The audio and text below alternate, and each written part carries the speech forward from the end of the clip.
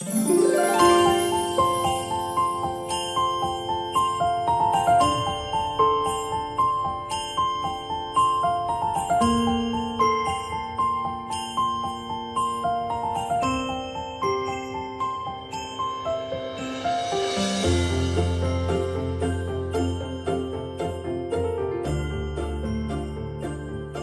and welcome back to the channel.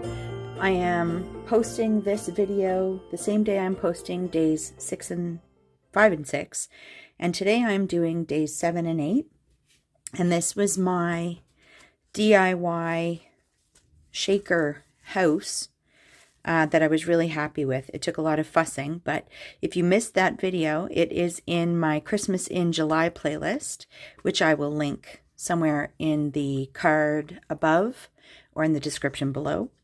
So yeah, I will kind of walk you through what I've got going on.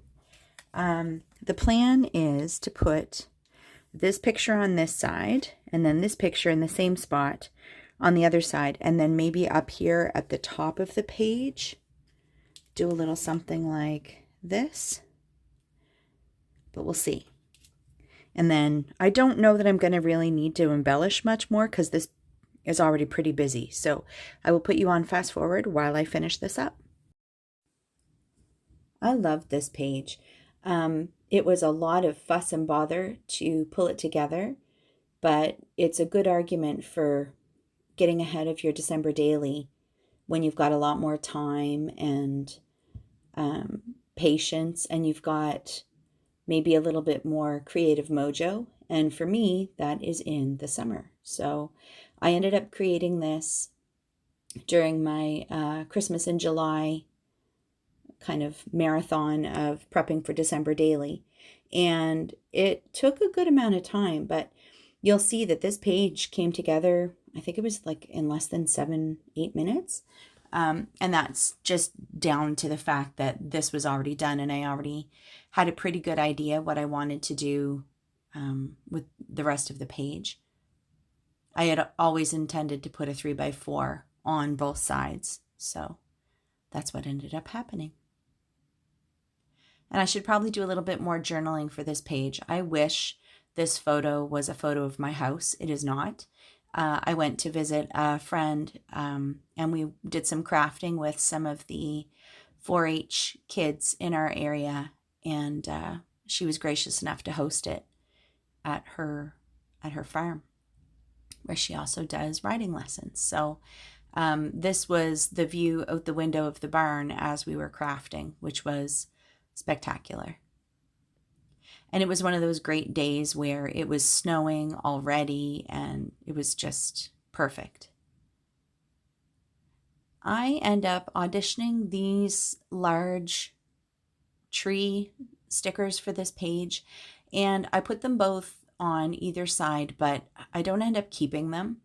I just felt like it crowded everything out, and I didn't want to block the view of the shaker bits that I had taken so much time to create.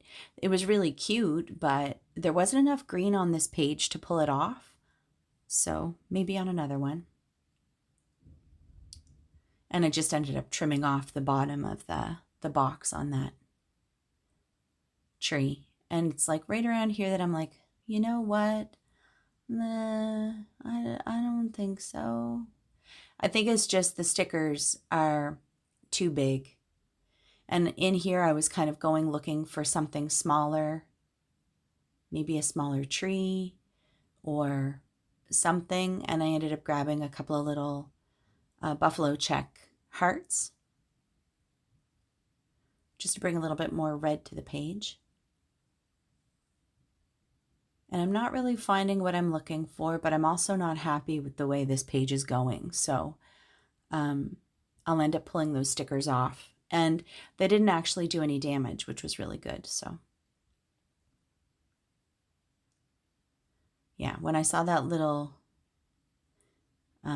wood grain tree, I was like, yeah, that's a little bit more the vibe I'm going for. It's a lot smaller in scale, and it also kind of tied the brown and the blue together.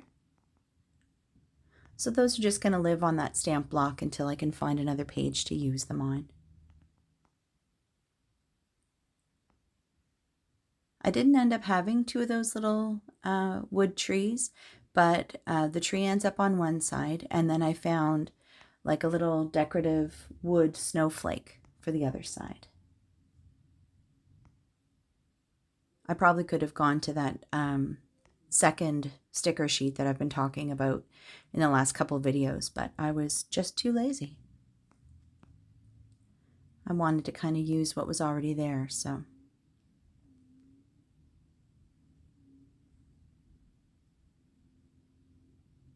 Yeah, that little snowflake ends up being just perfect.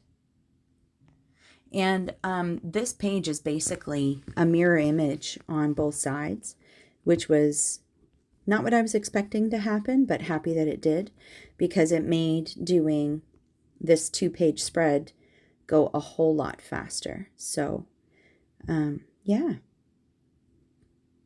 Back to you live in a moment.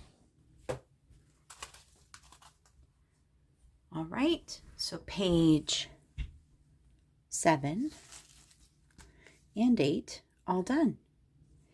And I fussed with the tree stickers, which would have been really cute, but I felt like it was too much green and I didn't have enough green on the page to make it work. So I love these little shaker bits that I made. And you should know that this was just a DIY glitter mix that I made. Some of it's actually just cardstock pieces that were punched out of scraps using my 2 little snowflake and star punches, and even just a plain old circle punch. So again, if you don't have all the things you want and you're trying to pull together a kit or a color kind of scheme, don't overlook your punches for creating confetti and shaker mixes. All right, that's it for me for today, friends. As always, thanks for coming to hang out with me, and I will see you next video. Bye for now.